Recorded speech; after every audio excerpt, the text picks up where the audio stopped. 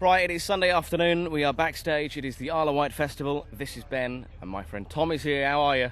I'm extremely well, enjoying the sunshine. We were just saying, actually, before we came on the air, that it's a good job this is a radio interview. Nice restaurant somewhere last night, was it? Yeah, I've eaten too much garlic. Nothing wrong with that. I'm upsetting everyone around me. So you're opening up for the Rolling Stones. You are supporting the Rolling Stones. I mean, it's kind of like that. I mean, Let's go back sort of 10 years ago, and if someone had said that to you, even go back 4 or 5 years ago, and someone said that to us, I think we'd have laughed them out of the room. It's crazy, isn't it? Do you get excited? Can you get excited? Yeah.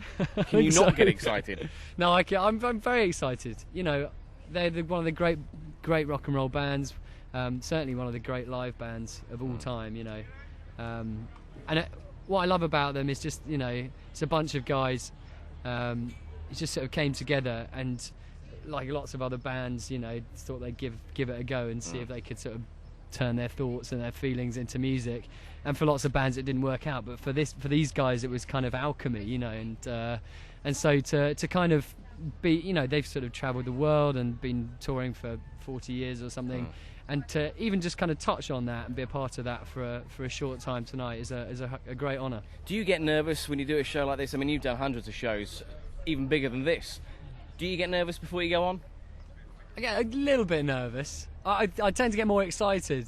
I'll start kind of drivelling and talking nonsense and annoying everyone around me. It's a kind of the nerves manifest themselves in kind of quite a strange way with me. But do you have a set routine before you go on?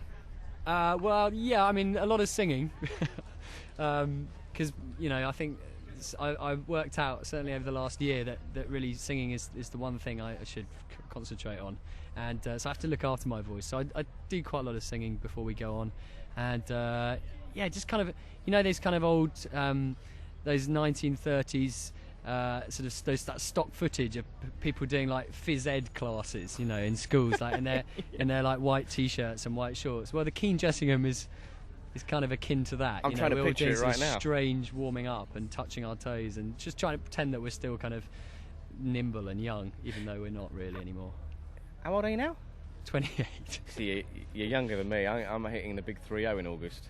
Terrifying. It's tragic. Really terrifying. How is work on the follow-up album coming?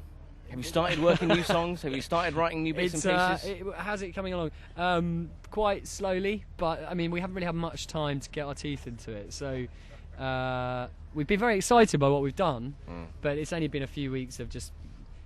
We've got this barn that we've decided to rent out. We thought, what we need to do is get back to the three of us just being stuck in a room and no one else coming in and disturbing us, and just having that kind of focus and that kind of chemistry back again.